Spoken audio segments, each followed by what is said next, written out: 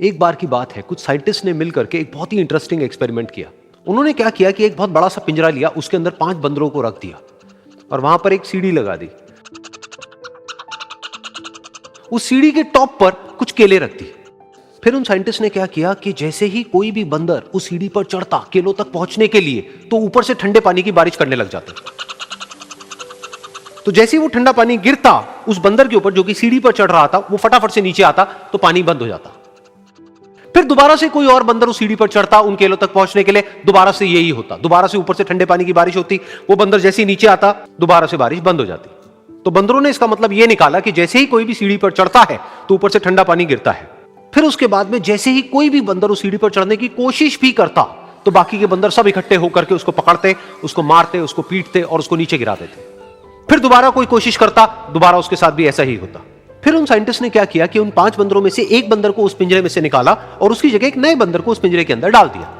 अब उस बंदर को नहीं पता था कि यहां पर क्या खेल चल रहा है। उसको जैसे ही सीढ़ी के ऊपर वो केले नजर आए, वो फटाफट से उस सीढ़ी के ऊपर चढ़ने लगा। अब की बार साइंटिस्ट ने कोई बारिश नहीं करी, लेकिन फिर भी जो बाकी के बंदर थे उन्होंने इसको पकड़ा, सीढ़ी से नीचे उतारा और मारने पीटने लग गए। इस बंदर को समझ नहीं आया कि मेरे को क्यों मारा जा रहा है, तो उसने दोबारा कोशिश करी। जैसे ही उसने दोबारा कोशिश करी, दोबारा से उन 4 बंदरों ने वही किया।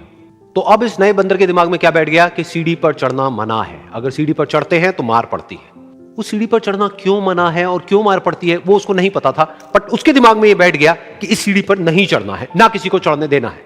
फिर दोबारा से उन साइंटिस्ट ने क्या किया कि जो पुराने 4 बंदर थे उसमें से एक बंदर को निकाला और एक नए बंदर को उसकी जगह पर डाल दिया। अब इस नए बंदर ने भी वही किया जो इससे पहले वाले ने किया था, यानी कि वो भागता हुआ गया, उस सीढ़ी के ऊपर चढ़ने की कोशिश करी, उन केलों तक पहुंचने की कोशिश करी। बाकी 4 इकट्ठे हो गए और उन्होंने उसको मारा पीटा, सीढ़ी से नीचे गिरा दिया। उसको कुछ समझ नहीं आया, उसने दोबारा कोशिश करी, दोबारा उसके साथ यही हुआ। और अब इस बंदर के दिमाग में भी यही बैठ गया कि सीढ़ी पर चढ़ना मना है और सीढ़ी पर चढ़ने से मार पड़ती है।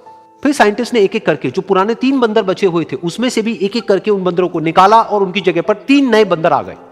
अब ये 5 बंदर नए थे और किसी को भी ये नहीं पता था कि उस सीढ़ी पर चढ़ना मना क्यों है, लेकिन उन सबके दिमाग में बैठा हुआ था कि सीढ़ी पर चढ़ने से मार पड़ती है। तो कोई भी कोशिश नहीं कर रहा था, जबकि अब कोई ठंडे पानी की बारिश भी नहीं हो रही थी। वो चाहते तो आराम से उस सीढ़ी पर चढ़ते, केले तोड़ते और आपस में बांट करके खा लेते। बिल्कुल ऐसा ही हम लोगों के साथ भी होता है, यानी कि इंसानों के साथ भी होता है। हजारों साल पहले कोई प्रथा बनी होती है, कोई रीति रिवाज होता है जिसके पीछे कोई ना कोई वजह होती है, लेकिन वो वजह खत्म होने के बाद भी वो प्रथा चलती रहती है, वो रीति रिवाज चलते ही रहते हैं। किसी में इतनी हिम्मत नहीं होती है ये पूछने की कि हम क्या कर रहे हैं, क्यों कर रहे हैं, बस सबको ये पता होता है कि ऐसा ही होता है। तो वो एक्सपेरिमेंट जिसके बारे में अभी मैंने आप लोगों को बताया, यानी कि वो बंदरों का एक्सपेरिमेंट, उसमें तो बेचारे बंदर हैं, जानवर हैं, उनको नहीं पता है कि क्वेश्चन कैसे पूछते हैं।